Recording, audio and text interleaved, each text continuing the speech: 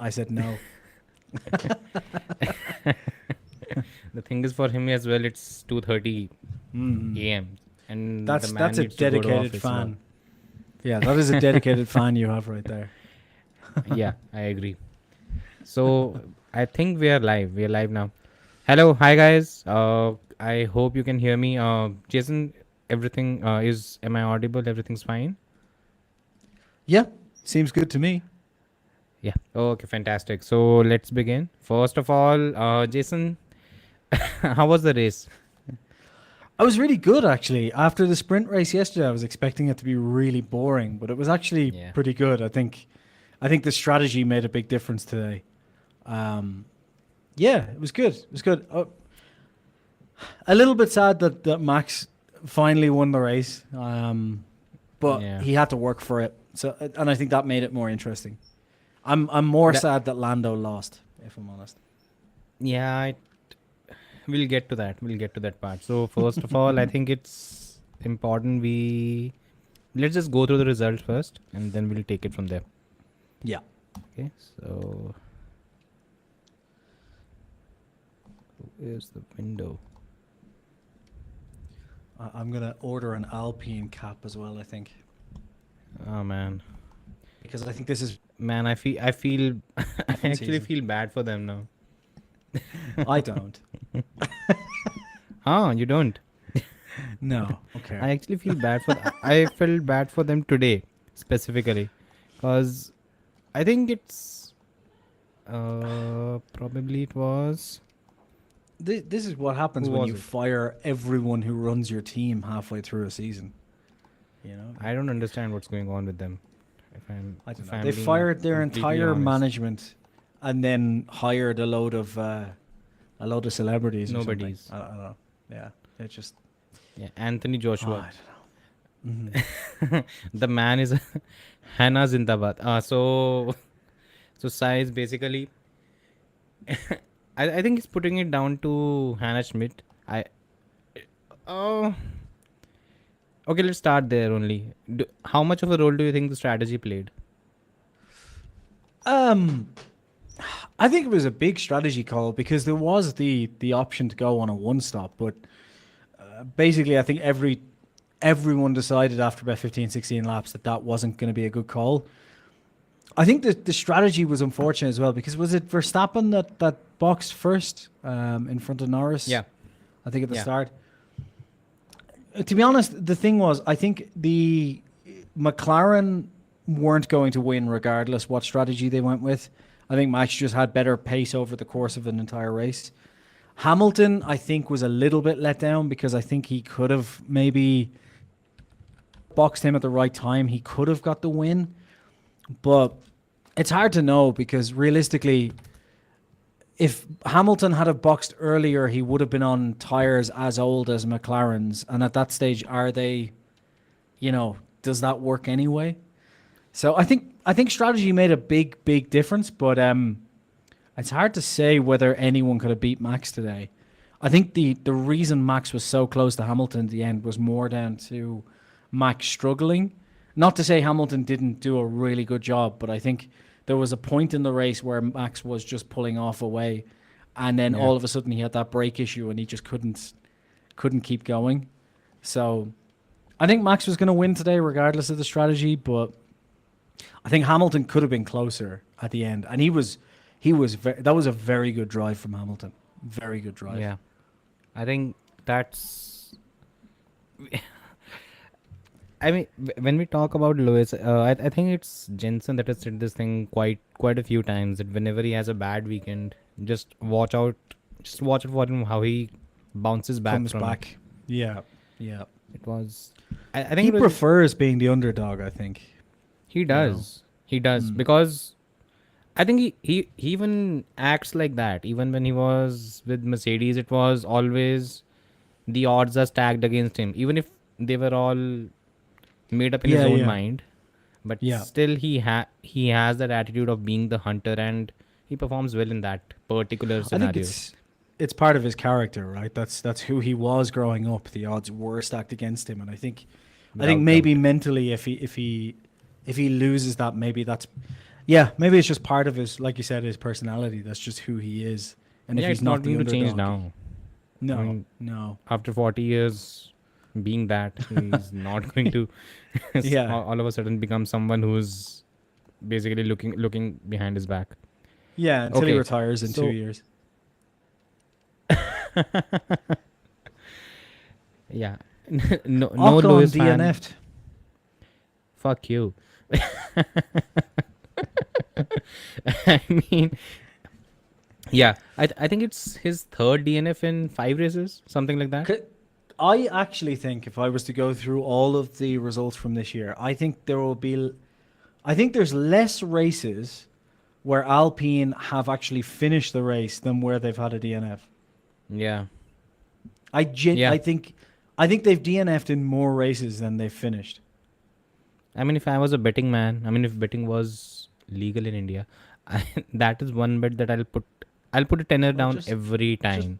just do it illegally. It's fine. Yeah. Um, Okay. I yeah, mean, we'll come back to Alpine. First things first. What's your theory on Max struggling with pace this weekend? I'm not this weekend, particularly in the race. Is it entirely down to the brakes? Because that's what he said in his no, post-race interview. I think the brakes probably added more struggle to it, but it looked to me like there was somewhat of the Singapore issue coming back this weekend again. Obviously, Yeah. not to the same extent, but it Mm-hmm. looks like they had to run the car. From what I saw anyway, and even in practice, basically, the car looked a little bit higher than it would normally be. I Mm. would imagine that because the track was so bumpy, they had to raise the ride height again. Yeah. And given they run their car lower than everyone else just because they understand the ground effect and they have a better built car than everyone else, they can run it lower. Obviously, when Yeah. they raise it, that's going to drop them back again. So I do think the pace was closer. Honestly, I think that was probably shown better by Checo because while Checo had a decent recovery race in the last season of his career at Red Bull, he wasn't able to do his usual kind of, flying through the grid and catching up on people and doing quite. He didn't seem to have as much pace. So I think the car was slower this weekend, and I think having that as well as having to manage the brakes probably just made it very difficult for Max.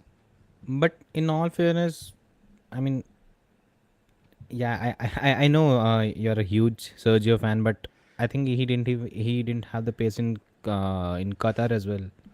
The No, way, he's his career. He's finishing this year. He's done. yeah, But, uh, yeah. look, yeah, I don't disagree. I mean, after this weekend, even Why I do you don't think I'm disagree with drinking that. tequila? At 3 in the afternoon. Yeah, yeah. It's a Sunday. Yeah. It's fine. I'm not an alcoholic. Yeah. I mean, I'll get to that.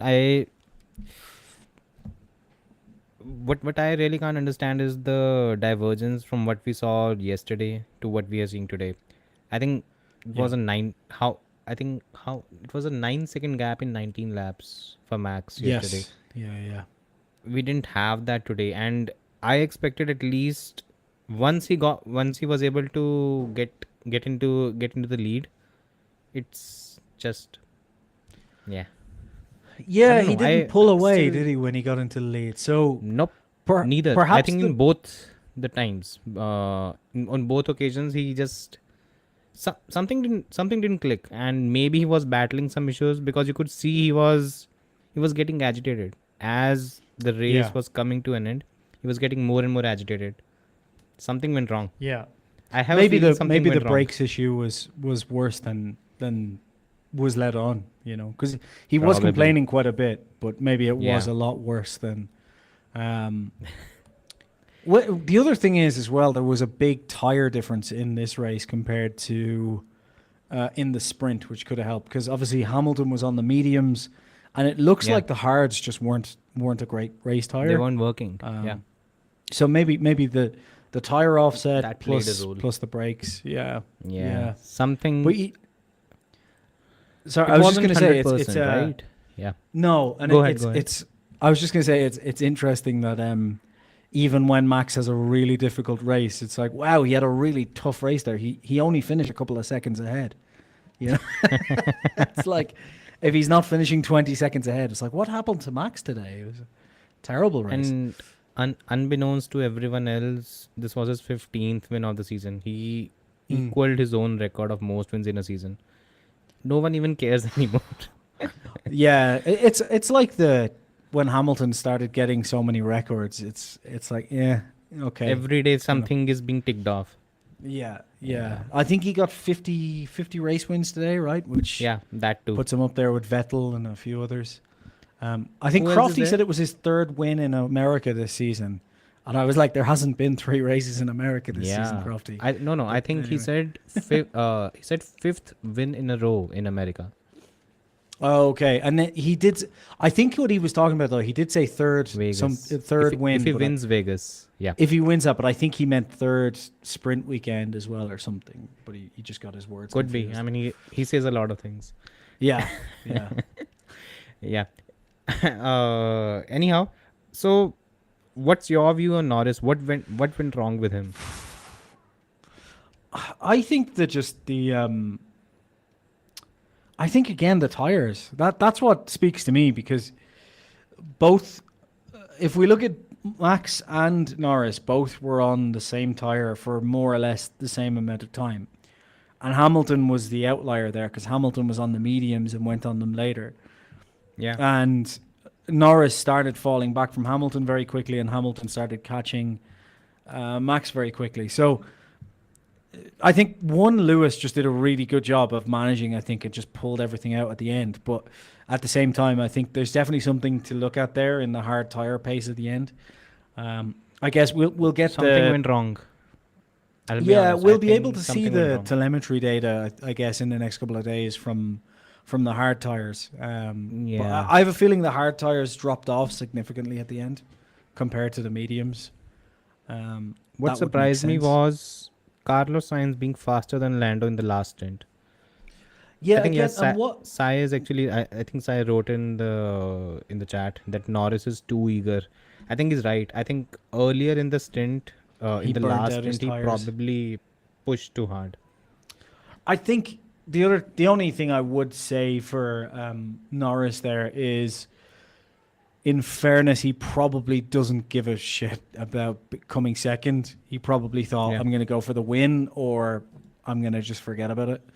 I'm just having It a look as seems well. like it, yeah, right? Sainz was on the hard for the same length, so maybe it's They not were the hard fresher. tires. They were actually, I think, a lap or two One fresher lap. tires. Yeah, just one Yeah. lap. Hmm. Leclerc was on surprised. the hard. Leclerc did a one stop, which is insane. Ferrari, Ferrari being Ferrari, to be honest, he went from pole position to finishing behind his teammate, all thanks to a gamble which wasn't needed. For no reason whatsoever, he was taking a gamble in that particular race. I didn't get it. Yeah, there was no No need for it, right? no. It Why? was just a bad call. So Yeah. Leclerc finished 6 seconds behind Perez, so he's 24 seconds off the lead. So he was what, 10 seconds behind his teammate. Yeah, It's rubbish. yeah. Leclerc needs to grow up. I think I think it's simple as that. Either he needs to grow up or he needs to find a team principal or a boss or a mentor who can guide him through all this shit. He's not maturing enough and it's showing. Yeah, I think what I said earlier this season as well is that I think Leclerc has kind of, I think halfway through the season, he just kind of threw in the towel and gave up on the season because he hasn't been driving like Leclerc for about 10 races now, 11 races now, you know? Like usually, I think last year and the year before, a lot of the times when Leclerc had issues, you could very much blame it on Ferrari. Like, you know, you could blame most of it on Ferrari. Even if it was somewhat his fault, it was like he shouldn't be making these decisions. Ferrari should be better. Whereas Sainz is definitely a more mature driver. I think as well, Sainz has had to drive in, you know, Rubbish cars. yeah, and more difficult cars and more cars difficult as well. situations and so on. Like, you know, Sainz had to put up with McLaren errors for a few years. Yeah. I think he's just better at dealing with that. When they call him and say, "What do you think about this?" He's just very quickly like, "No, shut up," and just moves on with it. Whereas I think Leclerc is broken. I think Ferrari has basically broken Leclerc at this But stage. do you think so? I mean, I've seen look on track performances. I don't think he's broken in any sense. Cause I mean, just yesterday, was it yesterday or day before, Mhm. or was it Friday when he pulled off that pole position? Friday. The Friday. Yeah, it was Friday. So the pace is there, the talent is there, and again, I think we can see something very clearly in qualifying He's on amazing. similar conditions. Beat anyone on the grid, beat even Mhm. Max, Lewis, Lando, George, put anyone. Yeah. Leclerc is the one you can bank on. The problem is he's not maturing the way maybe even George has to an extent, where he's calling the shots in his own team. I Yeah, I think feel, yeah, I think if we look at Leclerc and Verstappen, even Verstappen has matured a lot, but I think that's down to just the pressure being off now. It's kind of like, okay, it's open season. We'll see what it's like when the pressure comes back on big time. But if you look at Verstappen today, and I think Crofty said it during the commentary, but if you look at Verstappen today, how he raced on the first few laps compared to yeah. how he would have raced on the first few laps in 2021, he Russia would like 2021 is the perfect example. he just today he just relaxed, sat back, let everything kind of settle down, and then was like, okay, time to cut through the field now. Whereas I think Leclerc, he was in the situation last year where if you look at his races against Verstappen when they actually had equal cars in 2022, Leclerc was incredibly impressive. He made Yeah. some silly errors, but I think it was the more and more as the Red Bull got better, Leclerc was having to drive that car right on a knife edge the way that Sainz and Norris did with the McLaren before that.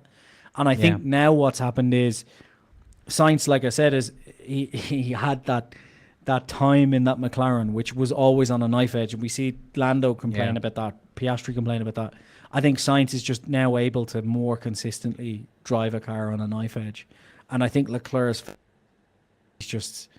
he's able to do one lap quick. I think he's just fed up. I don't know. Maybe. Could be.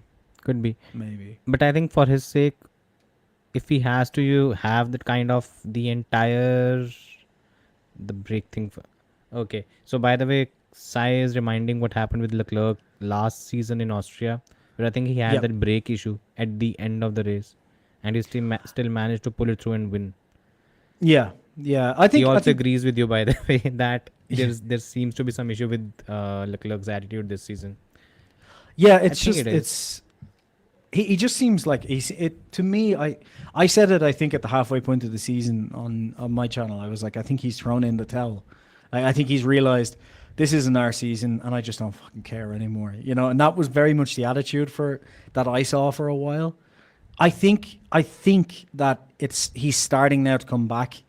I think that Fred Vasseur has probably convinced him. Look at the difference between the car at the start of the season and now. We're working towards 24 and 25, and I think he's starting to come back. But yeah, he very much seemed to be just, I'm over it. Yeah, who would you put down the strategic gamble to? Is it the call of the team or the driver? It should be the team. It should be the Right. team. They have all the data. Like, I don't understand one thing. When has it ever made sense to put the lead driver on a strategic gamble? but When is has he it- still the lead driver? I mean, in the race. Oh, right. was- Yeah. Sorry. Yeah, he was, I think, 2 to 3 seconds ahead of Carlos, and they gambled with his strategy. I don't know.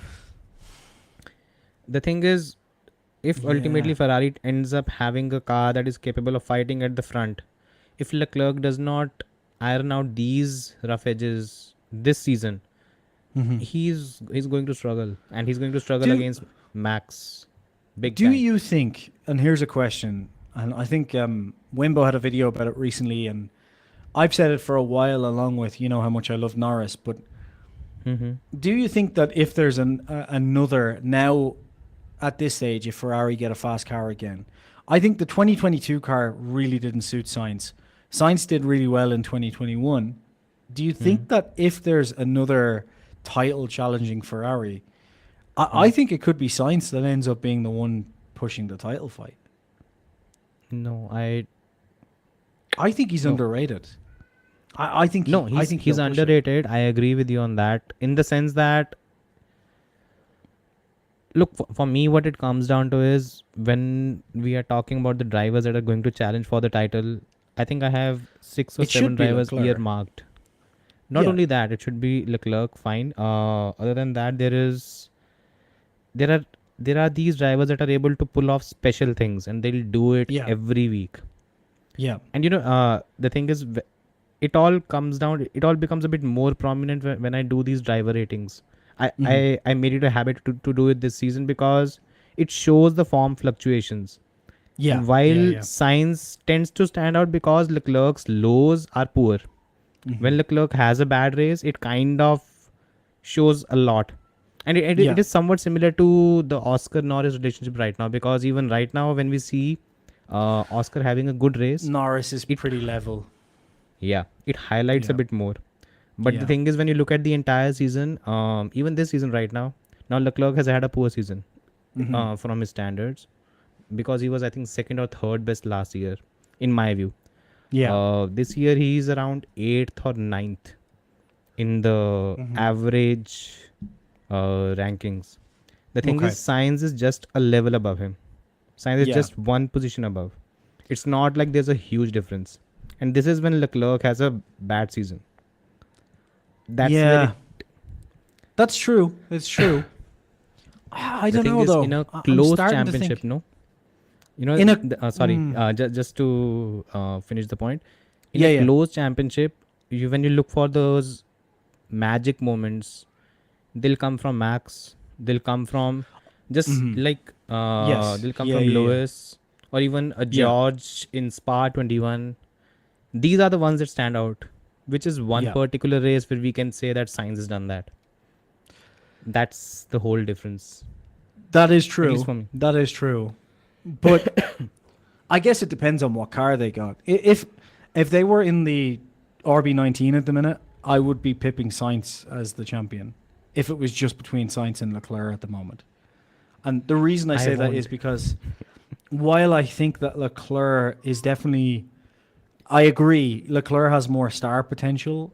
I think Sainz right now, just the consistency over the course of a season, he would just win out on that alone. But these are all hypotheticals because it really depends on the car. Because if we've seen Leclerc before, if he likes the car, he's fucking incredible. So even I guess it even this depends, weekend, yeah. when we are talking about Sainz being the better driver, Leclerc outqualified him. I think he had a 3 to 4, and if both were on conventional strategy, Leclerc was on his way to Leclerc. beat Well, actually, him. yeah. If they were on the conventional strategy, then there was only 10 seconds between them. A pit stop is 22 seconds, I think it was, or 21 seconds. So yeah, Yeah. Leclerc would have been ahead. Full stop. Pretty yeah. much. Yeah, yeah. So That's a fair point. that's where Yeah. I mean, the thing is, if you have an RB19, all this stupidity of strategic issues and stuff like that, they go out of the window. And I think these are the variables that are working in Sainz's favor right now. I think the obvious solution here is that instead of putting Ricardo into the Red Bull next year when Checo gets kicked out, is Sainz should go to the Red Bull. I think I that, agree with you. I I agree think with that you on that. Red Bull should have Sainz in their second car right now. That would be a killer lineup for them. But last year, first 5 races, wasn't Yeah. Sainz doing exactly what Checo is doing this season? Right now, yeah, but he got on top of it, and I think. Did Look, he the thing get on is, top though, of it, or Leclerc faded because Well, of too it's- many it's- issues? it's both definitely, but Yeah. he also did get on top of the car, and I think Sainz is definitely a more adaptable driver than Checo is, clearly by the look of it, because like Sainz has been able to somewhat drive difficult cars anyway, whereas I'm sure we'll talk about Checo at some point during this, but Jesus Yeah. Christ, like what has happened? He just can't adapt to this car. He's having a Ricardo I McLaren don't season. think. Actually, that's a we'll get to this. We'll get to Checo. There are 3 things actually have in mind. I actually have a question regarding others as well. So moving on from Ferrari, Russell in P7 compared to Hamilton. Again, this is something I'll get back to you. Gasly P8, Stroll, by the way, everyone's favorite driver, Mm-hmm. P9. He scored points this time around. Yep. Sonoda got a point as well as the bonus point on the last lap. Pretty smart strategy from Alpha Tauri, pitting him I on the didn't last realize he lap to got the get the fastest fastest lap. lap. Yeah, yeah, yeah. On the very last lap, and he did a great job. And Albon had a Ricardo decent only race. came last, so that wasn't too bad. Yeah, Albon, yeah. No, the good thing is Sargent. Just look how far behind he is. I think a second or so. I think Albon also had a 5 second penalty, but still Sargent had a good race. A good race, yeah, for Sargent. He needs that. He needs that. I almost felt bad for him in Qatar, where he was literally begging James to continue racing when he was Yeah, not yeah, feeling yeah. well. Yeah, He he's said, "I driving can for do his it," and all. career. Yeah. And I think he keeps Bottas, the Joe, seat though. yeah, he's not going anywhere Yeah, no, I think he keeps it. unless Red Bull fire Sergio today or after Mexico. Mm. Right after Mexico, they fire him. At that And point they in have a time, Red Bull I'll say, rejects. yeah. Yeah. And Sergio will Albon do a and decent Checo. job. Oh, he'd do a great job in that. I wonder. I don't know. I don't think. I wonder what he does if he leaves Red Bull. Like, why keep driving? There's no reason for him to keep driving. But There is anyway, a reason. yeah. There's a reason. He doesn't want That to go reason home. is the millions of dollars that he gets while driving a car. Yeah, but he could That's get the that in a reason. different series. You know? don't get that. You don't get anything close to it. I geeked out on this. It happened with Hulkenberg. Hulkenberg was offered a seat with, I think he tested for Andretti in IndyCar at the start of maybe 2022 last season, and Yeah. he outright rejected the offer and instead was signed up as a reserve to Aston Martin, primarily because he was being paid a bit more, being Yeah. an Aston Martin reserve driver than being a permanent IndyCar driver. I mean, sure, it's a fair point, but at the same time, Checo literally right now could drop out and start his own tequila company and make a fortune. Like he doesn't need. I think he can do it right now. No, he can do it as well. Daniel Ricciardo has his own wine company. Yeah. This is something I that don't know. everyone, yeah. I don't know. Why does he? The, Yeah, the benefit I guess. the benefit of being a Formula One driver is not you getting paid in millions being in Formula One. Being the from marketing. the team, it's Yeah. the marketing, it's the exposure, Mm-hmm. and that is why even other drivers come back. Nico Hulkenberg He's- primarily came back because of this, If he because of the leaves money that Red he was going Bull, to get now. if he leaves Red Bull though and goes to another team, he's getting a divorce. He's going to lose half of his money if he does that. I'm telling you. Yeah, but it's not in his hand. Yeah. Speaking of, Anyhow, you brought up Yeah. Go ahead. Russell there. What like? What's your theory? I have a I- theory, but I want to know what you think. I think this car since Monaco just hasn't suited him. Because he was driving really well Come at the start of on. the season. Come on, like he was driving From Think mid-season. back to Australia. No, I agree. This was something that, by the way, Wimbo pointed out. Mm-hmm. I think Sai also commented on the same thing. Checo just had another kid, so he'll definitely keep driving. He doesn't want to go home. Yeah, yeah. I love my kid, but I can understand that feeling. Yeah. One of my best friends had a kid recently, and yeah, we go there, meet him for an hour or so. So I just had a chat with him regarding this. He said, "Okay, you're there for the fun part. There are 22 hours after that. Yes. Yeah, yeah. 100%. It's a different life." So what's your theory on Russell then? Okay, so by the way, just a stat. Since the summer break, other than Japan and now Austin, Russell has outpaced and beaten Hamilton in every race. Really? Yeah. Zandvoort. Why does it not check- feel like that? That's Yeah, insane. because he crashed out in Zandvoort and in Singapore, but he So was you're faster and outperforming in both of them since what race are you saying? since the summer break. So when they came back Monza, was Monza. Zandvoort, Monza, Singapore. What else? Japan, S- Qatar, and now this. So in Zandvoort he finished last, right? Yeah, Russell. but he qualified in P2, P3. Lewis Oh, okay. was bummed out in something. Then we had the rain and everything went to hell. Yeah, he Then I finished think it 20 seconds was ahead in Monza. Monza. He was ahead. He DNF'd again in Singapore. Obviously, I remember that. Japan, he finished. Monza he didn't DNF, right? No, Monza, but he finished 20 seconds behind P4 or Hamilton. P5. No. Mhm. Monza he was ahead. Oh, sorry. He was 20 seconds ahead of Hamilton. Sorry.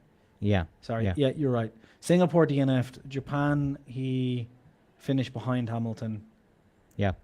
Qatar, he finished ahead of Hamilton because he drove Hamilton off the track, right? That was what everyone Yeah, was saying. it's his fault. Yeah, Of yeah. course. It's his fault that Hamilton went around the outside at a late lunge. 100%. He yeah, didn't yeah. give him enough room. Yeah. And he of should course. have known that Hamilton is on soft tires. So Yeah. he should be given room. They were told at the start not to fight, so he should have taken that as Hamilton can fight, but you can't. You That's can't. Yeah. That's the whole thing. Makes sense. Yeah.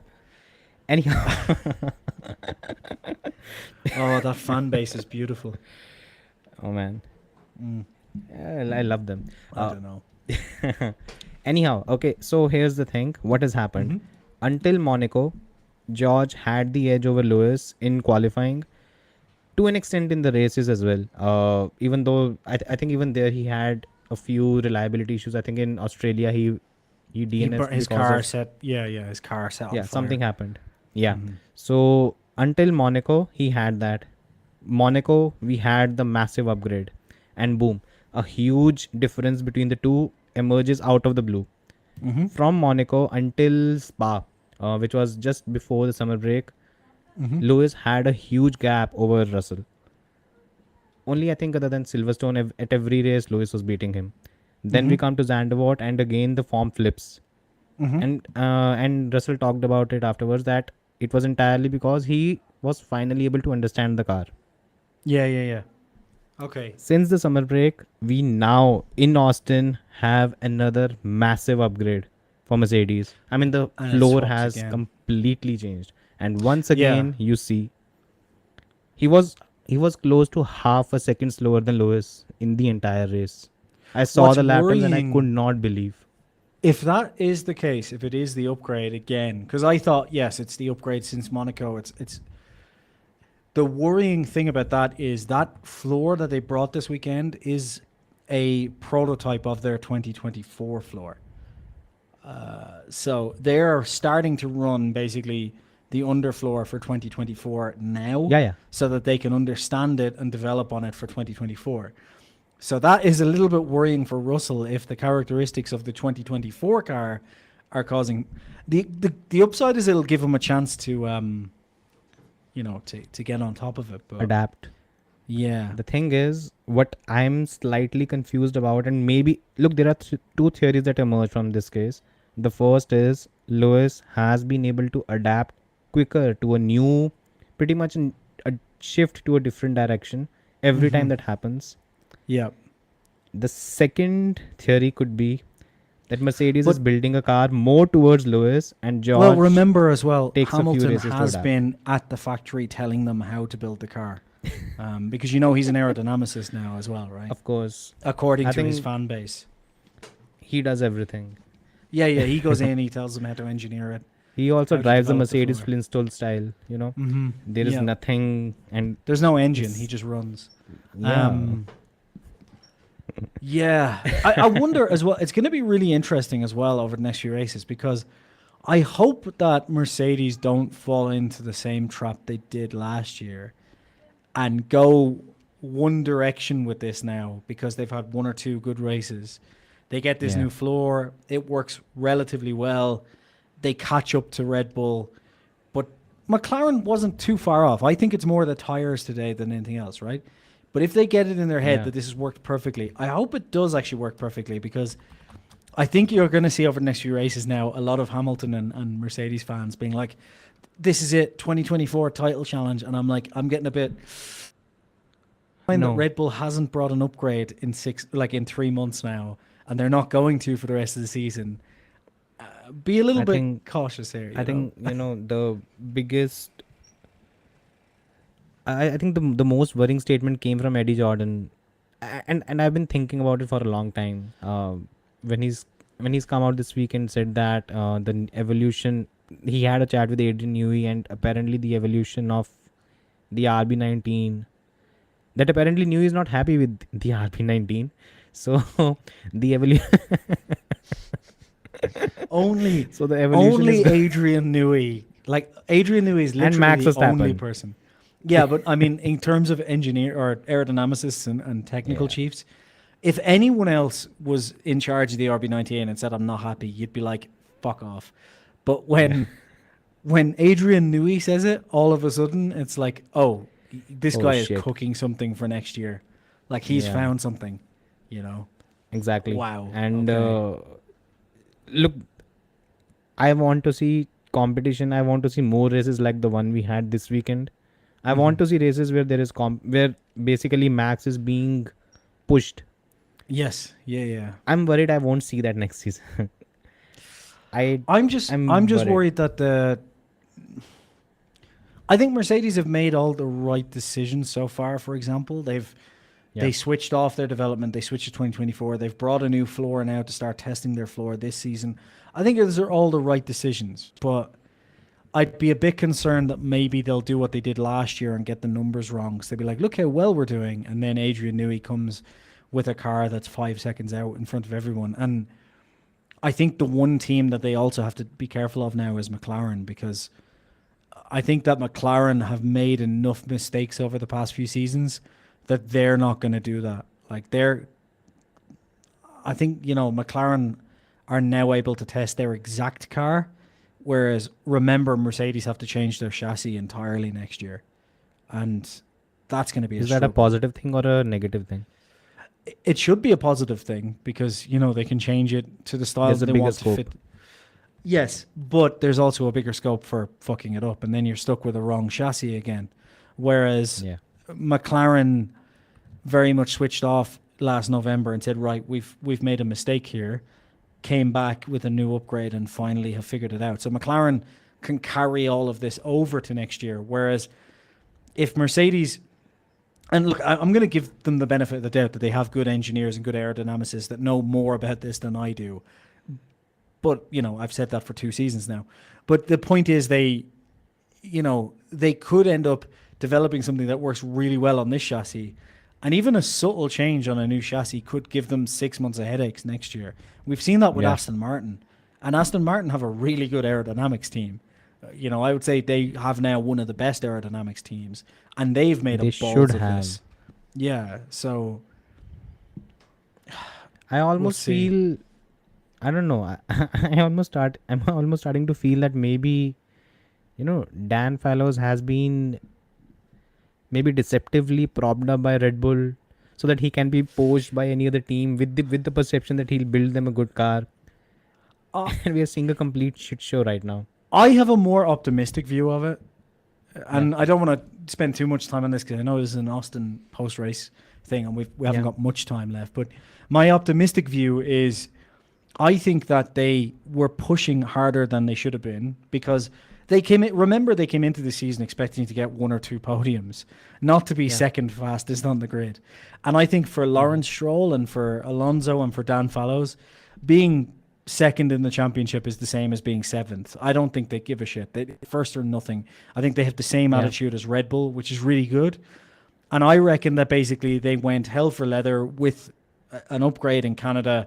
It didn't work, and also I think that they probably went a bit too flexible with their front wing, and that's what caused that chain reaction.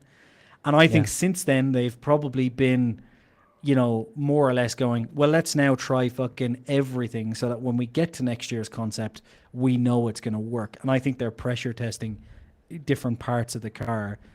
I don't know. Dan Fallows is the guy behind the 2021 Red Bull. He's the guy who was very much alongside Nui for Vettel's run. So, Yeah, you know, I think they'll do he well should be this good. next year. Yeah, Yeah, and I think the thing is as well, think about it. If they were actually having a shit show right now, Alonso would have been talking about it more than just one or two little kind of, oh, this car is shit this weekend.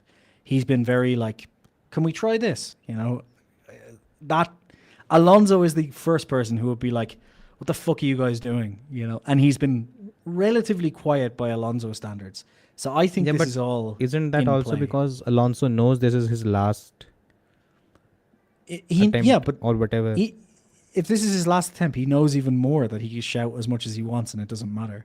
So I think Yeah, if Alonso was unhappy and didn't know what direction they were going in, like I think the thing is, he probably got a bit frustrated in Singapore after having a season where he thought they'd be second fastest, and I think then I the think he'll be team pissed probably, off today as well. yeah, He definitely, had a brilliant race. He was P9 or P8 something when he retired. yeah, yeah. He was just ahead of Stroll. Yeah, and he was on a different strategy, but he was definitely, yeah, he would have finished that race on those tires. Yeah, he should have been ahead. But Yeah, he was. I forgot. I think some rear suspension failed or something like that. Yes, he said rear suspension failed, didn't he? So Yeah, that's what happened. Okay. Now a couple of questions. First of all, what should Red Bull do now when it comes to the driver lineup? Okay, let's assume they're firing Sergio Perez. I think it's a fair Who should assumption. replace Yeah. him? Who should The replace only him? person who should replace him, or who do I think will replace him? Because those are two very different questions. Let's go with both. Who I think will replace him is Ricardo. I think it's their only option at the moment. Do I think Yeah. Ricardo should be the person to replace him? No, I think they should take a gamble either on Lawson, or they should try and pull someone Jesus from a fucking different Christ. team. What's with Liam Lawson? Liam Lawson, I agree with you. Liam Lawson didn't have a Piastri level, junior career, but Lawson, since he went into Super Formula, has been incredible. Come on, he did Pierre a great Gasly job. won the title in Super Formula in his very first year. I think he Yeah, would but- have. Sorry, he would have won. He skipped the Yes, last but race. Gasly's French. That it doesn't matter how good he is. The French are really good until an actual fight starts, and then they all surrender. So it doesn't make any difference. No, look, Yeah. the thing is, I'm just thinking into that they could put in there. At the end of the day, unless they can get Norris or Leclerc to come across, or Piastri or someone, Yeah, but that's then- disastrous. Why will yeah. But if they're looking for That's- someone, if they're looking for a top talent, then they should do that. But if they're looking for the future of the team and someone who clearly is very adaptable, that they can train up alongside, Okay, then what's Lawson. your profile of a perfect Max Verstappen teammate? Right now, I think it should be someone like Ricardo or Sainz. I think Sainz would be ideal, but Ricardo is probably a better choice. But I talked about this recently. There is another issue, and that is that for 2026, they're going to have a driver who's a lot closer to Max for 2026. And the reason I think that is Mazepin is dead. They didn't really have backing from Red Bull for the engine project. It's very much pushed that through. And while Red Bull are winning, it's fine. It's absolutely fine. They're dominating the season. But if they go into 2026 and that engine project that kind of the company didn't want doesn't do well, then they're going to need two drivers that are very close to kind of do what Mercedes is doing this season and just kind of churn away at number two and kind of go, look, we'll get back, Whereas if they went into 2026 with a Max and a Checo, that would be a disaster if that was the case. So for right now, I think they need a number two, like a Ricardo, a Sainz. But I think for 2025 and 2026, they need, whether it's Lawson or whether it's like a Piastri they pull across or not, they need someone close to Max for 2026. So for next year, I think it's going to be Ricardo. Personally, I think that is their best choice. That's not who I want in there, but I think it's who from an optics standpoint, from a marketing standpoint, and from just a malleability standpoint, a driver that they can basically go, you're number 2, deal with it, and then help to develop. Ricardo makes the most sense. You know what? Why I was fully on board with this thing. Why Until I'm I said slightly no. I think Lawson is good. He's not great. I'll stick with this statement, even though That's fair. even though I got a lot of flack for it. Look, you're I an think I Ocon posted fan. it You don't know somewhere. what a good driver is. It's okay. Ocon beat Verstappen in Formula 3. Yes. Oh, come on. I'll Okay. take it to my grave. He beat Verstappen in Formula 3. But would you say Ocon can beat Verstappen now? Come on. No. I don't think he can. I don't think anyone can, but that's a different story. Yeah, I know. Yeah. So for me, my main concern has been, dude, Yuki Tsunoda is pretty much is getting the better of all of them. He was better this weekend than Ricciardo. He was better. Look, Lawson, the optics were with Lawson because Yuki retired in, I think, 2 out of 4 races. Yeah. And One of which was Checo's fault. yeah. Yeah. I mean, sure. Like the thing is, if we're going on just pure talent, which we should be, Yeah. on the grid, because look, In the Lawson replacement. did really well for those 5 races, but yes, he hasn't been in Formula 1 for a long time. We don't actually know how well he can do. Like you said, like you point out, it's 50-50. There's people who think Lawson is, a next fucking Norris and whatever, and there's people who think he's all right. If you were just going on, he's at best in the. I hope no New Zealander watches this. He's at best the next Gasly, at best. but Gasly's French, that's a problem. But look, if we were going on just pure talent and drive, then I think realistically Tsunoda or Albon would be a better choice than either of those. Yeah. But they're not going to put Albon back in the car. I think when Red Bull makes They a are going decision to. I don't Helmet think so. has been. No, Helmet specifically said that if Albon was available, we would have picked him up. But Williams have too much airtight contracts, and hence, I think his I contract wonder ends as well. next season. You have to wonder as well, would Albon go back to being Max Verstappen's teammate? Probably not. He probably would He will. decide against it. He will. Do you think? He will do it in a heartbeat. Why? Because he will not be driving a shit box called Williams. That is only that is only good in a straight line. He will Yeah. drive a Red Bull which is good in a straight line but good in the corners as well. Yeah. And he'll do it in a heartbeat, and he'll earn I- more money, and he'll I think basically get at least a podium. Look, I think Albon would be the best decision there. If you were taking just raw agree. talent, I think Albon would be the best. In fact, if you ask me, should they put Lawson or Albon in the car for 2024, I would say Albon. I think Albon, by a yeah. mile. Yeah. Just because, as much as I think Lawson has that raw potential, I think Albon has proven himself more and deserves it more. Exactly. Exactly. Tsunoda, I don't think stays past 2025 in the Red Bull family. I think they string him along Yeah. just because of the Honda deal. I think Tsunoda probably deserves a chance. I think he's kind of think so as maturing. well. But I think this is the problem with Red Bull, isn't it? Once they make a decision, they just make a decision. And I think with Tsunoda, they've very much kind of just made that decision that, right, we'll keep Honda happy until they're gone, and then that's that, And I think that's why I'm already hearing tons of stuff that Honda is pushing Aston Martin to try and get Tsunoda in their car for 2026, but I don't think that will happen either. I'll tell you something. Do you really think an Aston Martin will be there in 2026 if the trajectory that Stroll has had, if this continues?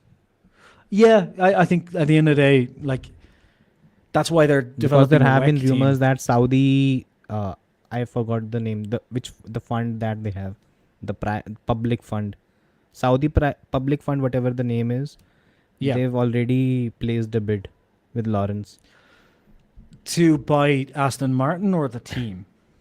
majority stake, But in the team or in Aston Martin? both, The both, In both? taking over. Yeah. Whoa, okay. I don't know. Like, would he? Full on whitewash, no? Sport washing, man. Mm, The good that's old sport washing. It only I the think question. Formula One is left in terms of this. Every other sport has already been engulfed with this. Yeah, I mean, actually, my I haven't announced it yet, but my Formula One YouTube channel has been bought out by the Saudis a couple of weeks ago. Um, that's why we're actually changing it to Aramco Wheel Sports next week. No, what was I going to say? That would be a shame. I really want to see the Aston Martin project go full through, and I'm not a fan of Lance Stroll. I think he should go, but Lawrence Stroll, the one thing I do like about him is he is very much a I don't give a shit what you need, just do what it takes to win kind of guy, and I like that. You Yeah, know, but it's. he'll need to find a new son, or he'll need to pretty much adopt Fernando Alonso I if think he's he already adopted wants his Fernando son to Alonso. win. The question is though, if he the question is if he brings Lance Stroll Jr. over to the WEC, because I think Stroll is going to go to the Aston Martin WEC project. I think that's what they're lining it up for 2025.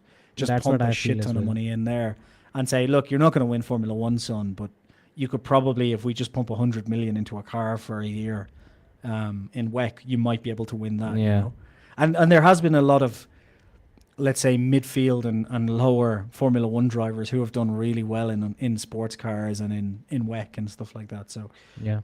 maybe he'll do really well over there. A It would certain be, Fernando Alonso did as well, no? yeah, he with Cadillac, right? Was that who he went with? No. He won the title with Audi. I think Was it with Audi. Audi? No. Sorry. Toyota. Oh, okay. Alonso won okay. with Toyota. I think Weber won with Audi. Mm. Hulkenberg won with Porsche, Was if I'm not wrong. was Alonso with Andretti then at one point? Only for the IndyCar, the one-off race where that's again what the I'm Honda getting. engine That's what I'm getting confused with then. failed. The Indy 500. Right, that's what I'm getting confused with then. Yeah. Yeah.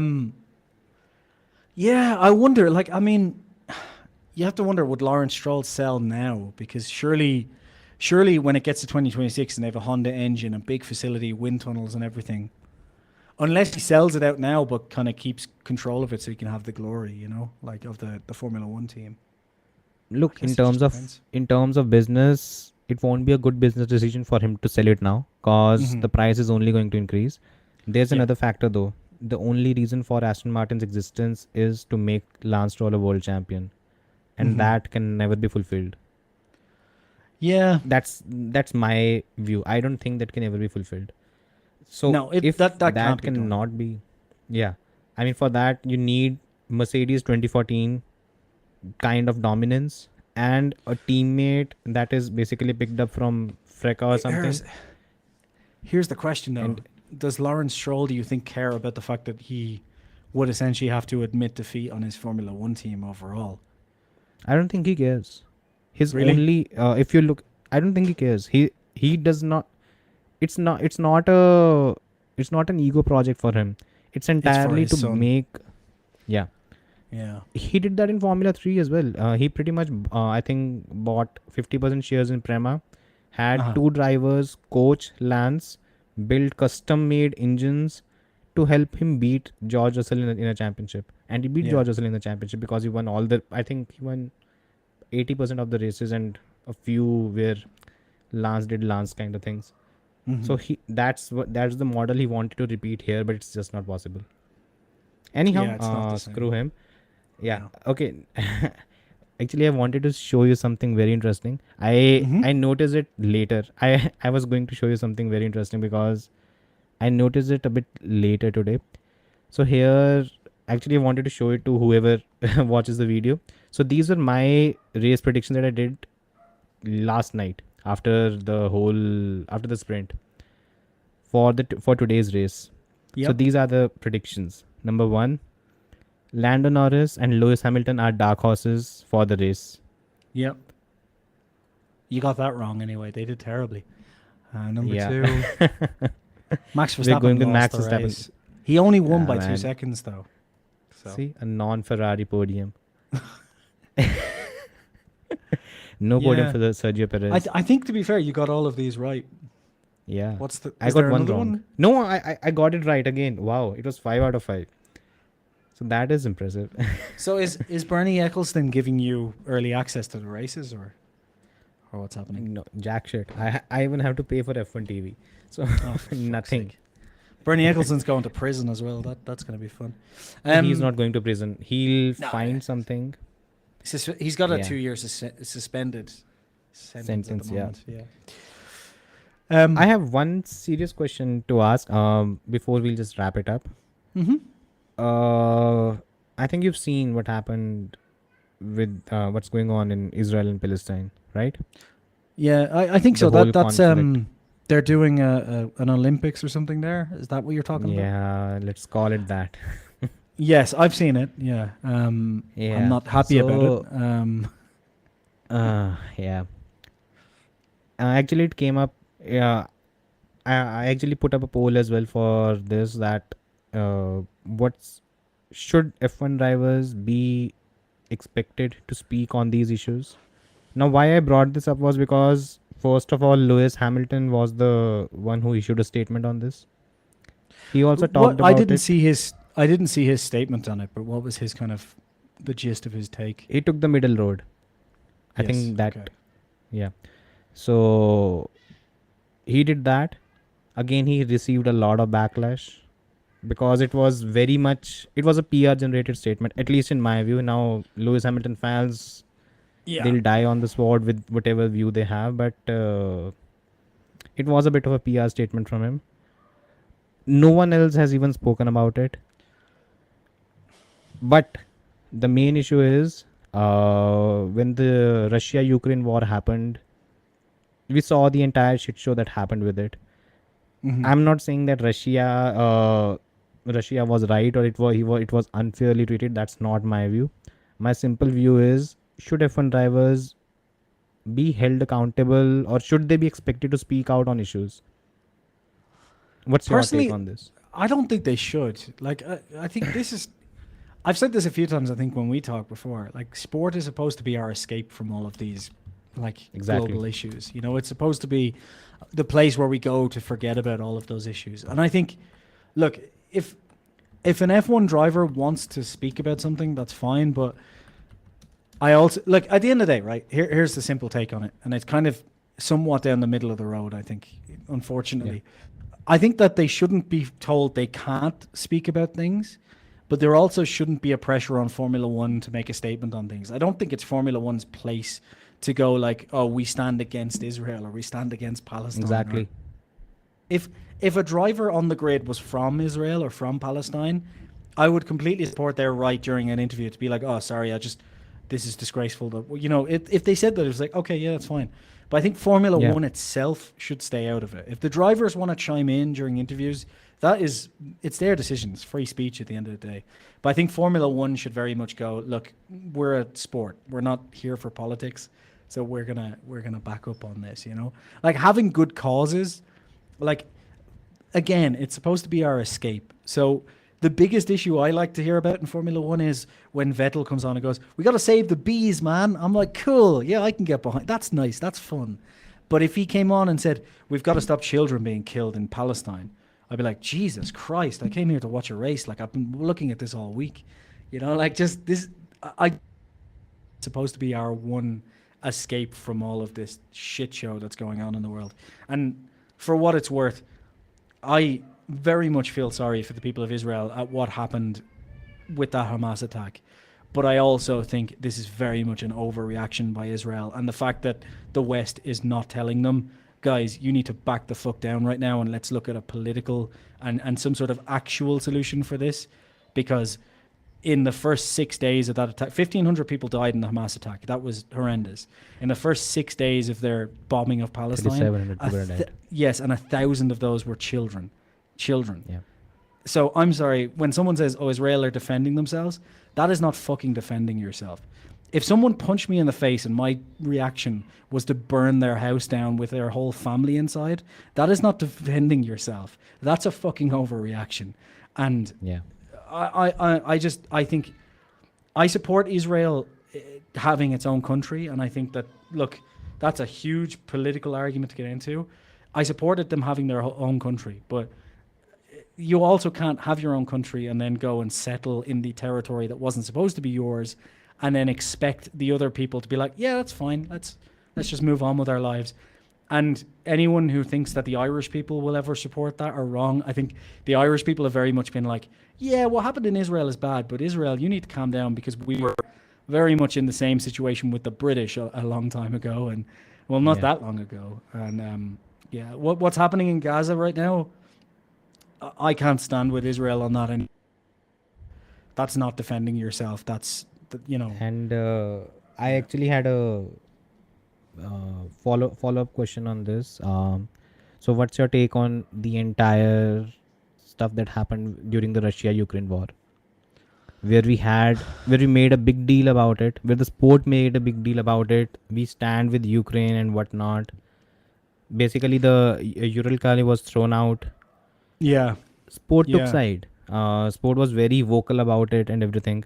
Now, why I bring this up is for a very simple reason, because in the last couple of years, 2 3 years, howsoever long it has been, there have been a lot of emphasis on social issues, a lot of them, and there has been a lot of emphasis on even the political part of things, where the yeah, sport has taken a stand and things like that. What that has done is it has set an expectation for the sport to act a certain way when something yeah, happens around the globe. yeah. And And when it I think that's. does, yeah, I and was when just it gonna say, does and on I think. Sorry, go ahead. Finish. Sorry. Yeah, and when it does in a particular situation and it does not do it on a different occasion, which is pretty much as much televised as the previous one, it shows the hypocrisy of the sport. And that is something that it will put off not only a new fan, but it basically it raises a question that ultimately you are it's ultimately it becomes an activism of convenience, and Hmm. that is something that I Hmm. cannot be on board with. And this is That is why my entire issue with the entire this thing. is why I Look, think in what I said, which is where the Formula One itself should stay it away should from it. stay out of it. the It the should stay out of drivers it, the and drivers can talk about it all they want, because drivers are their own individuals, and if they want to talk about it, that's fine. Formula One shouldn't take a stance, because what you said is right, because it was very easy for them to stand behind Ukraine, because I think most of us, pretty much everyone outside of Russia, more or less, except maybe China and North Korea, basically were like, whoa, you can't just invade another country. What are you doing? yeah, Whereas the exactly. Israel-Palestine conflict is much more right now in my head, it's not complicated. Israel is now overreacted and but the point is, Yeah, it is much more complicated than just Russia is and my invading Ukraine. exactly, and my concern has been, look, even in case of Russia and all, since I'm from India, we've abstained from taking a side when it comes Yeah, to the whole thing. Uh, Europeans hate this thing about us. Anyhow, so my I think main it's a good concern has all decision, but anyway. yeah, look, they want everyone to join them in their tribalism. We don't. The my Look, If my main everyone concern actually has just stayed always the fuck out of everything, we wouldn't have these issues. But anyway. exactly the main issue is US pretty much stubbing its nose into every fucking thing, and that is the main issue with the entire Hmm. the entire shit that the world goes through. It's entirely through that place. Yeah, Anyhow, my main concern has always been about one thing, and this is something that I feel it should be spoken out. Look, drivers, sports person, they're mercenaries. yeah, Treat them as that. yeah. They speak about a certain cause or something, it does not mean they are heroes. They're not.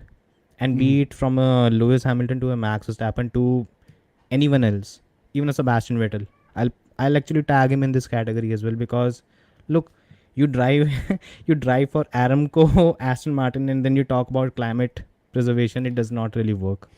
So Yes. Yeah. yeah, and even right It now he's kept quiet. He's not spoken a thing, and no. he won't, because it's not convenient. It's going to have a lot of backlash. Like I Either you said, can be principled or you can yeah. be right, And and that's where I always tell everyone.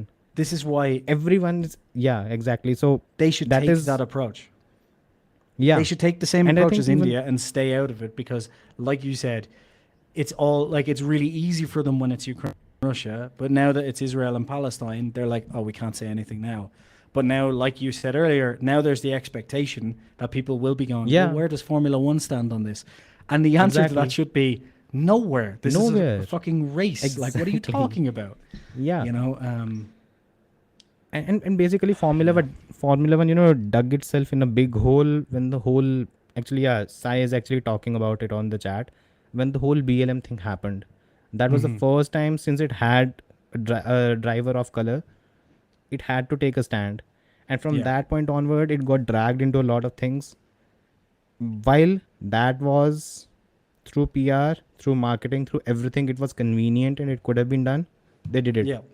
Yeah. Now, when it is not convenient, they can't do it. And the thing that happens is, it's not that they're doing out of principle, they're doing it out of convenience. And that is something that actually fans need to understand. These Yeah. drivers, every sports person is a mercenary, and Yeah. he'll only talk about a cause when it is convenient to him. Yep. That's And that's what they need That's to why I understand. said I think that drivers should be allowed to talk about it. Formula One should stay out of it because, like, if a Yeah, driver, exactly. if a driver is from Ukraine when it's being invaded, obviously I'm going to expect that driver to talk out about it. But it shouldn't be Formula One's job to talk about it. Like, it's, and I say I expect that driver. I just mean, if I was that driver, I'd probably be like, lads, what the fuck? You know what I mean? Like, I'd be talking about it Yeah, as well. Exactly. But Formula One shouldn't be. It doesn't make any sense because, like you said, and I think, what was it? Before Ben Sulayem got kicked out, he very much had that approach, didn't he? He was like, look, we shouldn't be getting into politics. And then there's the stupid argument all the time that, well, if you don't take a side, then you're on the wrong side. And I'm like, that's not always fucking true. It's The sport that's, is not taking a side right now. yeah, It is but not taking a side right now. Actually, I had a chat with Ahmed Baugba, Mhm. the Lewis Hamilton fan. Yeah. I think he's from Saudi, so Okay. he's quite disturbed right now with everything that is going. But he's been keeping a very low profile on all things because of, again, the backlash and everything. But he Yeah. had a very good line to speak, and I think he echoed what I said, that at the end of the day, the drivers, you can be their fans, but you should not treat them as gods. They are not Yes. perfect. They are basically mercenaries. They are here to make the biggest buck possible, and then they'll go about their lives. Treat them as that and move on. Appreciate them as racing drivers. Nothing more. Exactly. That is it. It's the whole thing of the other thing as well. Never meet your heroes, because you'll usually Yeah. be fucking disappointed. I think the problem is all human beings are terrible. I think we can all agree on that, right? There's no good human beings. Yeah. There, the reason I say that, I do kind of mean that. And the reason I say there's no good human beings is because there's always another side to things. And, like, I think at the end of the day, it's like anything with Russia and Ukraine and whatnot. Russia, Ukraine specifically, for example, for me, that's very clear cut, right? That is Ukraine's territory. It's been their territory for a while. It was only not their territory during the Soviet reign of Stalin and so on. So they very much deserve that territory, right? They deserve their independence, and that they didn't provoke that. That just came at them, right? So that's a very, for me, clear-cut situation. But I am sure that there is certain Russian people who could give me very good arguments as to why I'm wrong. And it is Yeah. all about the perspective of things. And there's a reason they say history is written by the victors, and that is because obviously it's much easier when Or you the win one an that controls the argument. media. Exactly. So These days, history is written by the West. yes, exactly. And And there with will that, be a my time any when hopes that's of not the appearing case. on Sky Sports is dead. That's not, well, I mean, listen, I think at the end of the day, you and me are both from ex-colonial countries, so us getting on Sky Hey, is... if Karun can reach that place, maybe I can. If Karun can climb that mountain, maybe I can. I reckon they might put me on an episode at some point if I got enough subscribers, but they definitely wouldn't put me on alongside Ted Ted Kravitz Kravitz. if they've checked any of my... He got roasted big time. You saw that Christian Horner comment, apparently on live broadcast or something. No, I saw a tweet. I didn't read it, but I just saw something about Horner and Ted, but this should be Yeah, good. so What happened? apparently Ted said that there was something wrong with Verstappen's car during a particular session, and Horner was on, like he tends to be on the Sky Oh, broadcast. he was on the And he pit said- wall at the time, yeah. Yeah, and he said Ted speaks not from his mouth. So it's basically Yeah, you can get what that He's means saying- straight away. Yeah. yeah. Oh my god, that is Yeah. brilliant. And I that was love fun. Horner, man. He I like that Yeah. Horner doesn't really give a shit. Like it's it's it's good. It's good. Look, I think I've seen him grow up pretty much from him begging Vettel to listen to him to reaching a point where he can stand up to Max and dictate what needs to be done. Yes. mean, That 2020, what was it? The multi 21. I mean that team radio when Vettel jumped Weber. Come on, Seb. We shouldn't be doing. What the hell was that? But again, I think he was 33, 34 at that time. So it's been I it's been just- a huge jump for him. I figured we'd end the review, by the way, if it's okay with you, on Yeah. something that Yeah, cool. on cool, something cool. that I think This one. I think Yeah, you'll tell really me. enjoy. So in 2023 so far, how many races has there been? This was 18th. So there's It's been easy to 9 calculate. races. 15 for Max, 3 for others. Yeah, so there's been 9 races where Alpine have DNF this season. So officially half. And there have been 3 double DNFs or 4. I think 3 or 4. Yeah, I'm not sure exactly how many, but yeah. Look, twice They've- Ocon and Gasly have crashed out. So that's 2. I think there's 1 or 2 others where similar thing has happened. I think which How? team is a bigger joke to you right now? Is it Haas or is it Alpine? Alpine. and the reason is just pure expectation, because Alpine should be doing better than this. There's like Yeah. with Haas, it's like Haas, but with Yeah. Alpine, it's like you're a works team. You build your You own have engine. everything. Yeah, You have you've got Anthony fucking- Joshua with you. You've got Deadpool working for you. Like you should be winning. Yeah. Yeah. What's your take on the whole thing of selling so much stake? I think they've sold around 40% stake in the team already. I think they're planning for a get out. I personally think they're pretty planning much. for a get Pretty out. much. Yeah. That's entirely what came into my mind. Yeah, I think I they're fine. wonder. Sorry, go Maybe ahead. Andretti. I think No. they might. Oh, maybe actually, if Andretti get turned down, that would make sense. If Andretti Well- gets turned down, Andretti needs around 600 mil right now to buy Alpine because 40% stake is already gone. It's a 1 billion valuation roughly. 600 million if it Okay. was already going to put in as the, what was it? Anti-defection something fees. So Yeah. it can simply put it here and start. I think it will also get the benefit of having the entire infrastructure in place because Enstone is pretty high tech. It has always been. Yeah, it is, but they also don't have much room to expand. I think, do they? Which is a problem. Yeah. I don't know. Yeah, I wonder. I just have they picked a team principal for next year yet? Have they picked a technical yet? They've gotten a lot of new celebrities just- on board, but they haven't actually decided their plan at all. I don't understand how these many celebrities are being lured. I always thought that Zach Brown was a con man in how he used to get these many sponsors. How is Alpine managing to do this? I just think personally, because it's a safe investment at the minute, right? At the moment, it's going to go up for the next couple of years until the next recession. Because whenever there's a next global recession, it's going to be a big one, and that's going to be a huge issue for Formula One. Yeah. So? Is it 40% though? I think 20% by this this particular 24% was by those guys, right? I remember that. That was by Ryan Reynolds and his consortium, right? Yeah, the other guy that looks like him only. Yeah, and then Something similar. I think I've seen 20%, the figure of 20% in both the cases. it's 24% each, so they own 48% of the team. 48%. Gee. If this article is correct. No, they're not wrong. They're not wrong. Yeah, so it's little. Renault is divesting in that case. Yeah. Rob McElhenney, Those two guys, the other guy they're that looks like him.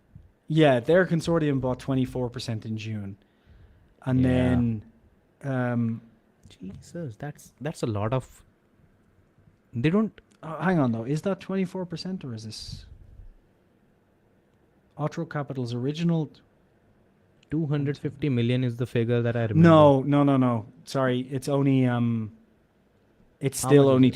20. Still only 24%, I think. Overall or individually? Yeah, I think these new guys bought some of the original stake that was bought in June. I don't think they bought another part of it. I'm trying to find out now. I need to double check. So basically, it's Ryan Reynolds and the other guy. They sold it to these guys. That's what So you're telling me. Otro Capital's original, if this is true, this article, Otro Capital's What's the original source? 200. It's sportingnews.com, so it could be wrong, but I'm sure these Okay. guys copied it from somewhere else. Mhm. So I'll check it out. But if this is to be believed, it's 200 million euro investment for 24% that they bought in June, and that was Reynolds, Okay. McElhenney, and Michael B. Jordan, I think it was. I guess so. Thank you. Ah, Sorry. Esto bien. Ven. Ay, digo hola. Uh-oh. Oh, never mind. Sorry. Yeah, so it seems like gracias. Te amo. These new guys that own some other investment company have bought 1/10 of that stake. So they've put 20 million in and bought 2.4%. 2.4 is not much. So So it's not 20. 24% of a company, if anyone who's not up to date on most EU The recent ones, company yeah. directorships, you have to own 25% or more to have a controlling say in the company. Yeah. And that is why 24% would be a very specific number. It's Safe basically number. you can put your money in and you've got no say in the company, basically. Exactly. Which is why when I see 24%, I'm like, that stands out to me as that's just a cash grab and nothing more. So those guys have no say in the company. It's just a pure investment. Looks like it. Yeah. Man. For next season, is it It's good chicken. Thanks. Sorry, go on. I forgot my You line said of for thought. next Okay. season, is it? Yeah. So for next season, I think ultimately we're going to have these top 4 teams as a particular bunch, then the rest, right? I don't see much changing. I had a lot of hope with Haas for this weekend after their Red Bull inspired whatever they were doing. I think it crashed big time. It didn't really Yeah. work. Alpine It's just don't Haas. have. They just don't, or Haas. Sorry, just don't have the right. They don't have the aerodynamics team there. funding, they don't have the drive. Steiner is only there to make rubbish statements every fucking time. Why is he still there? What success has he actually brought to the team? I think it just depends what they want. I think Haas is just there to break even and do some marketing. I don't think they have. That's all they're doing right now. Yeah. I have never heard Haas say, "Oh, in 5 years' time, we're going to be champions." That they're just. I think that's the thing. Like they're not that type of team, you know. That is why Whereas- they're so far. So I think, you and Wimbo did the whole podcast on the 11th team, right? Mm-hmm. That is why Haas is so much against Andretti joining in, because that will be another ambitious team making an entrance. While right now there are 2 teams that are not ambitious enough to actually grow.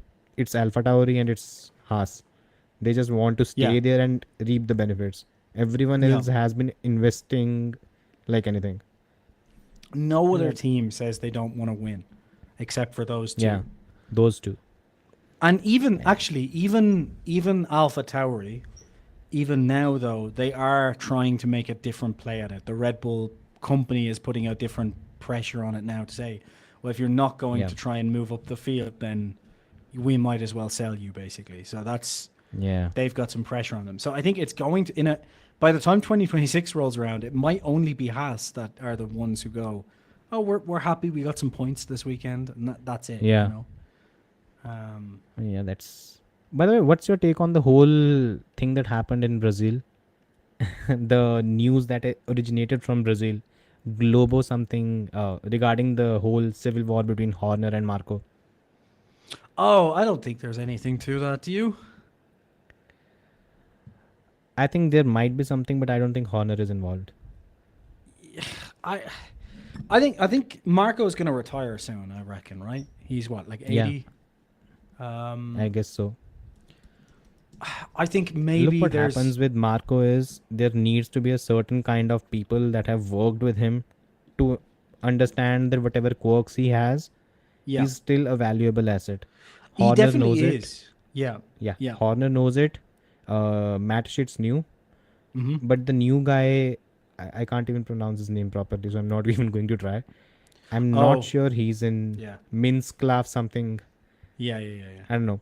Yeah, so he's. I'm. Look, for anyone new, Horner is tough to digest, and the thing is, he grows on you in due time. And I don't think the Red Bull board has that much patience with him. And after the shit show, when it came to the comments he made about Sergio, Yeah. it seems like he's on that, you can say, slippery slope right now. And maybe, I don't know, but I don't think Horner that is involved.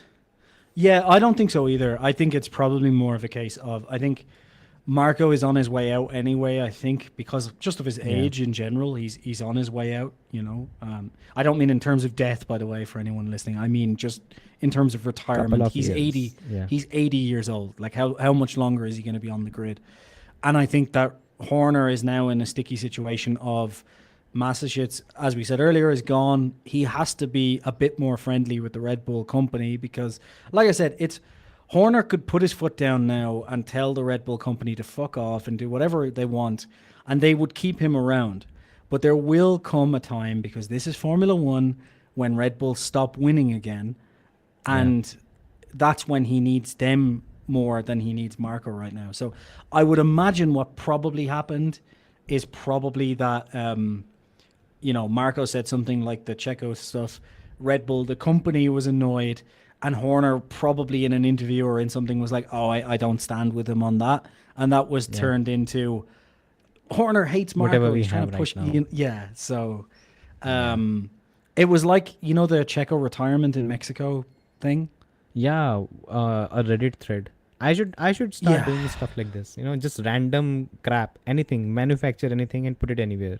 Yeah, you'll probably get loads of views. Just make something up right now. In fact, you should put down that Hamilton has. You should just, here's a rumor. I'll just make up for you now, and you can just quote me and put it out if you want.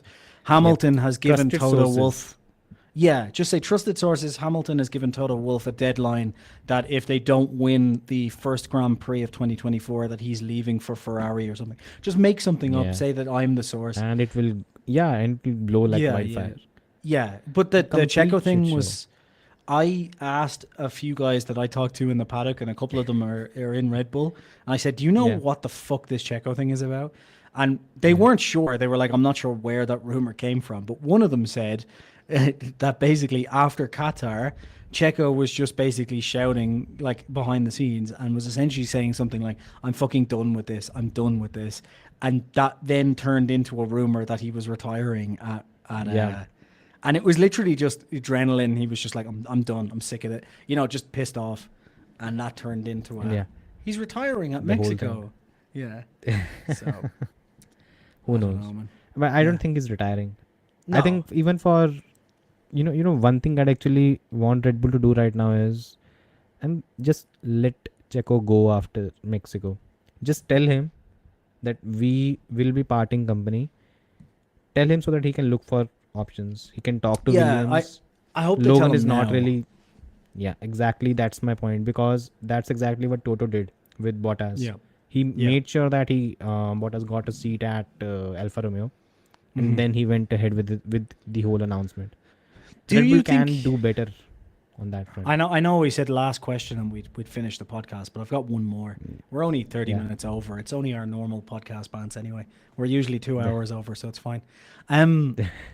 Do you think James Vowles would actually be able to bring Checo in without getting some backlash, because I wonder if bringing in another Red Bull reject would piss off Toto. And do you think there's anything there? Like, that's what I'm sure Drive to Survive fans and so on would think immediately is, oh, Williams and Red Bull now.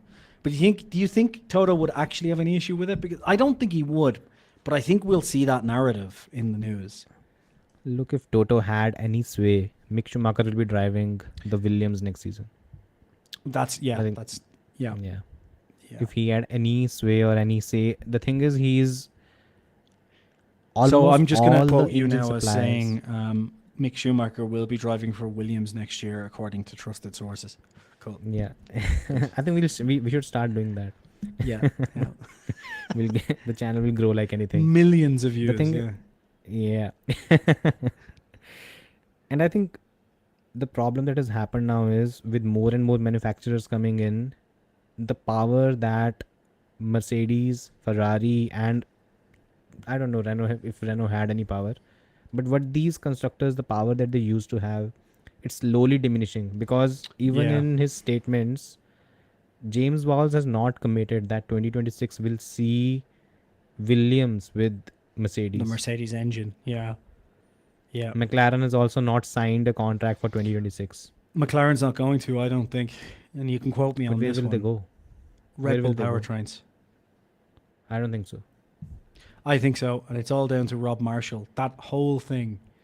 No, that's fine. But Red Bull is also not foolish enough to supply an engine to a competitor with which it is actually going to fight for the title. McLaren is actually in a bit of a fix right now, because if the car becomes good enough, which currently the situation is, look, if Norris was going to beat Lewis today, it will not look good on Mercedes in any which way. Aston Martin thrashing Mercedes early in the season did not look good on Toto. And No. if McLaren continues to do it, and that is why Aston Martin jumped the gun and signed a contract with Honda for 2026. I think McLaren they'll want a has to do third. something. I think they'll want a third customer, though, because 6 engines on the grid is 6 times the data. So No, it that's just makes fine. more sense. But if the Look at Alpine. the problem that has come, yeah. I think maybe that's why McLaren is trying to giddy up with Toyota. I don't know. Look, this is actually going to be a problem for the constructors in the future, because what's going to happen is, and apparently that is actually there in the power unit regulations, that the balance of performance thing is actually there. If there is a power unit that is, I think, less, which 30 produces horsepower 5% or something, isn't less. Yeah, 5% Right, yeah, something. which I less think is than like the which I It's think a is like lot. 30 horsepower. Because the electric 30 system is horsepower? like, because the electric system is like 300 horsepower or something, I think, isn't it? it should No, be maybe it's 50%, right? way less than that. No. It's 50-50. So it has to Oh, be for the new 500. regs. Yeah, Yeah, for yeah. the new regs. Maybe It's maybe 50-50. 500 or 600. So therefore, Yeah. it would be around 30 horsepower then if it was 5%. Yeah. The figure I 30 heard was will 30. be. You're talking about only IC. I'm talking about the overall output. So the development will be allowed Oh, on the okay. overall Sorry. output. Yeah. Right. So okay, So around yeah. 50-60 is what the figure is. So Mhm. that they will be allowed to work on their engines, like something that even Renault was trying to persuade. Otmar was trying to persuade before Renault fired him. So yeah, complete shit show again. If Why did they what you're fire about him? to say is because they're idiots and they did a Ferrari. They wanted instant results, and that just doesn't work. Yeah. Like McLaren could have easily fired Andrea Stella like halfway through this season, and that would have at the time seemed like a right decision. And then Austria would have came along, and it would have been like, oh fuck, get him back. You have to give these people time. It's Exactly. But yeah, I think the thing you were about to say there was basically a balance of power, that they get more time to work on the engine if they're down. Pretty much. I So what- agree with that, because there was a talk of balance of power, and the one thing I would be massively against would be trying to balance it in any way artificially. So if you say like, okay, well, you have to Power cap. turn the engines down or anything, I Yeah. would be like, that's not in the spirit of Formula One. But if you say, for That's example, against that science and discovery, basically. exactly, yeah. Whereas if you say, okay, Mercedes, you now have the most powerful engine by 10% or whatever. So now Yeah. the bottom team gets an extra 10% time. The next team gets 8%. Catch up. Exact same as the wind tunnel time. That I'm okay with because they still need to do the work. They still need to figure out what to do, but they just Yeah. get more time. And I also think, I think I've said this before to you as well. I think they should go further with the cost cap and they should give an extra fund that can only be spent on development to backmarker teams. So, like for I think they've example, done that, no? Not for not for development. It's for for capital expenditure. operation Capital expenditure. Yeah, capex. that's for building the factory Infrastructure. Yeah, I think they should do the same with development because I think Red Bull were saying they spend like 8-9 million a year on actual development of the car. The rest goes Yeah. on, the engine. Obviously, the rest helps with development of the car because it's engineers and all that. But the actual cost of developing. So even if they said, right, Williams, you get an extra 2 million a year just on development of the car, that could be a Yeah. huge boost to Williams. Only that, because the problem is you can't have the cost cap go up and down too much because there are people working there. So they can't fire and hire people every year. But they could Yeah. definitely say, okay, well, there's For a development. development bonus and, the top team doesn't get that. But then it goes all the way, like maybe, 500,000 per, or no, that's too much, but like $250,000 per constructor afterwards. Probably. And that could really help. And that, I'm all okay with the lower teams should get more resources and more time, but there shouldn't be an artificial thing. That should never happen. Yeah. I agree. you know. I agree. And that's why actually balance of performance comes into the picture. And it's fine. I really don't mind with what's going to happen there. My main Yeah. concern is until 2025, McLaren is going to be a favorable spot. But in 2026, I have a feeling that a lot of these teams that are doing well right now, Mhm. I think you have to leave, right?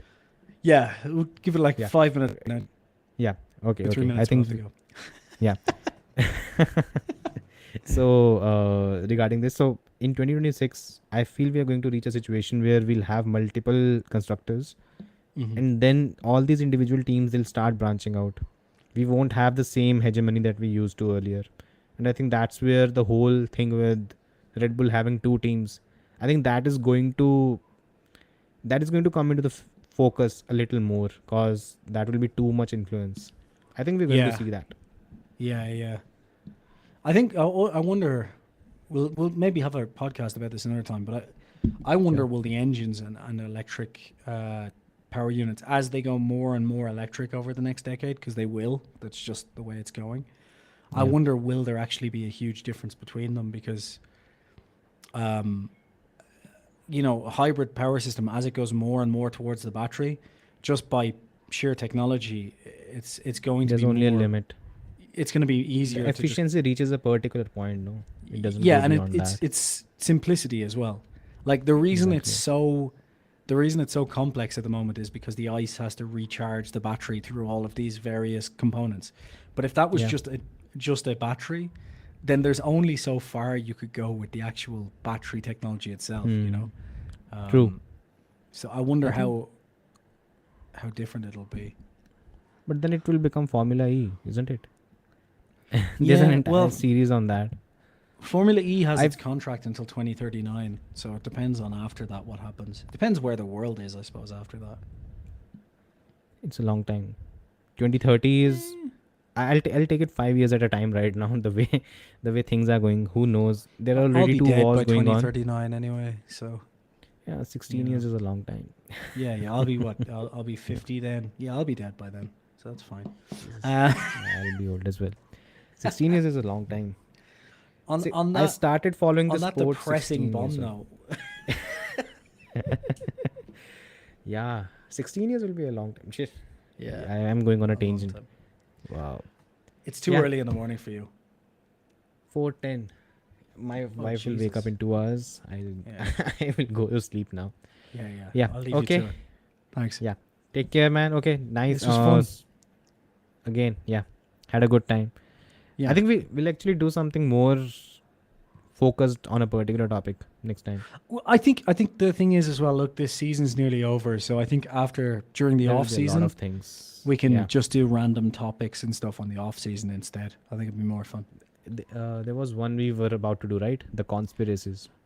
Yeah, controversies and stuff like that. Yeah. Yeah, yeah, the we should do it. controversies. Yeah. Yeah. We should. Cool. We should do one about Nazi orgies. The great Max Max. Mosley. Max Mosley. Right. Thanks for having me as always. Okay, cool, man. Take care. Take it easy. Bye. Yeah. Thanks, Okay, guys. everyone. That's it. That's the instant reaction. Again, it was supposed to be an hour-long thing. Jason took us on different. What should we call it? Different tangents. So here we are. Bullshit. Thanks for tuning in. Oh, God. And yeah, if you're new, please like, share, subscribe. Thanks for watching. I hope you had a good time. Good night.